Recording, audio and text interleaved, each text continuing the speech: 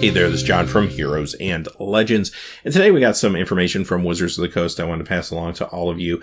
They have revealed the Mind vs. Might Duel Deck packaging, which is the product that will be coming out at the end of the month, March 31st. And not only do we see the packaging, but we also see the 2 foil premium cards that are contained within. So we're going to take a closer look at these cards as well as the packaging and talk about what this could or maybe couldn't mean going forward.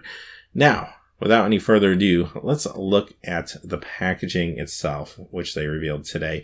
And interesting enough, this was actually leaked late yesterday into the later portion of the afternoon and evening on some message boards.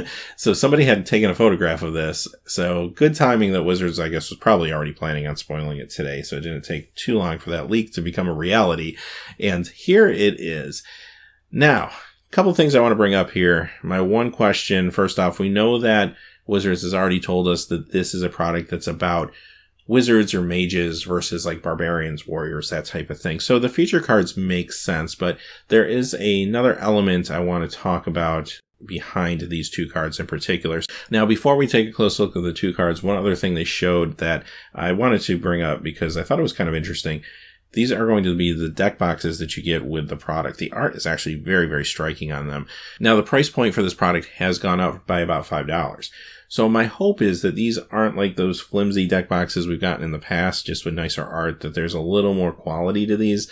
I don't like paying $5 more for this product, quite honestly, and at the same time, I don't really want to spend $5 more just because I'm getting better deck boxes, but these do actually look pretty interesting. So if the price has to go up, then hopefully we're getting something a little better out of it than we got in the past. And these do look really nice. I will give it that. All right, let's look at the individual cards. The first one is Lavissa Cold Eyes, and this makes sense for what Wizards told us the deck is all about. I mean, she costs 5. She's a 3/3 legendary creature human. Each creature that's a barbarian, a warrior, or a berserker gets +2/+2 and has haste. So that makes sense. I will point out, too, she was originally from Cold Snap, and we'll talk more about that in just a second. The second card is Yora of the Gitu, and again, makes sense for what Wizards has promised here. She costs 3, 2/2, legendary creature, human wizard. Pay 2, exile a non-land card from your hand. Put 4-time counters on the exiled card. If it doesn't have suspend, it gains suspend. She was originally from Future Sight. She did get a reprint in the first Modern Masters because that particular set had a limited suspend theme going on, which was probably the main reason she was there. So we get both of these cards with brand new art. They look actually really good. You get the extra deck boxes thrown in with better art and hopefully better quality as well.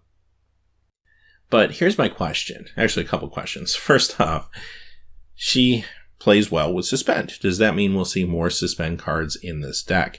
And we should be getting deck lists probably next week, so of course we'll do a video and answer that question, but she is an Izzet color, so that potentially opens up cards like maybe Wheel of Fate or Ancestral Vision. Now, I have said in the past that I don't think we'll see Ancestral Vision show up in a dual deck product because the price point is a little too high for that card now.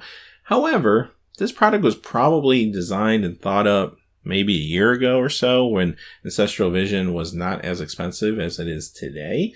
So is there a chance that maybe that just sneaks in this time around? It's possible. I guess we'll wait and see. The other thing is Suspend could just be simply a cool thing that she does, and the reason she's here is more or less that she's a human wizard or a legendary wizard. And maybe the theme is just more about wizards and just creatures that have cool abilities that affect spells and stuff like that. And Suspend might not even be in the deck, or if it is, it might just be some commons that you see a lot of times show up in these supplemental products or something like that. Here's my second question about these cards. Is there a reason we're not seeing a card that appears to be a throw forward to Amonkhet? Typically in this product that comes out in the spring, at least in recent history, they've given us one of the 2 foil cards as being a card from the next set, which is a brand new block. And there's usually some sort of throw forward to that block. At least from looking at these 2 cards, it doesn't look like that's the case. It looks like that these are just 2 maybe fun cards that make sense around this particular theme for this dual deck. Now, if that's the case, what changed? And the next question is Does the fact that they are both from Dominaria mean anything? Should we read into that? Now, of course, this card we're looking at here was originally from Future Sight, the Time Spiral block, which takes place on Dominaria. The previous one was from Cold Snap, which takes place on Dominaria. Is that a clue, perhaps, that at some point we're going to go back to Dominaria? The other thing I find interesting is this product comes out March 31st. March 31st is also the date that Wizards is going to give us our next information dump about what's going to come out in the next 6 months after Hour of Devastation. So, does that mean anything? Are they aligning this product release up with a potential announcement that we will be going back to Dominaria? Maybe that's the throw forward. Or maybe there is an Amonkhet card in this product. It just isn't one of the feature cards and we just haven't seen it yet. And that's possible too. A lot of questions that this leaves, actually. Who would have thought that a simple dual deck package can leave these many questions in its wake? But here we are. So I'd love to hear your thoughts. Let me know in the comments below if you think, number one, that there's any sort of connection between the cards they chose and perhaps any other cards that are in the set in Amonkhet, or if you feel that maybe this truly is a throw forward to Dominaria, or maybe you think, you know what, these are just two cards that make sense if you want to play mages versus warriors out of the box, and it's just kind of a fun casual products for players to sit down and mess around with. Having said all that, until next time, hey, thanks for watching. Please remember to like and subscribe, and have a great day. Hey, thanks for watching. This video is made possible by the generous support of viewers like you on Patreon. Check out the description below for links to our Patreon page as well as our Amazon affiliate store, where a small percentage of all sales will also help support the channel.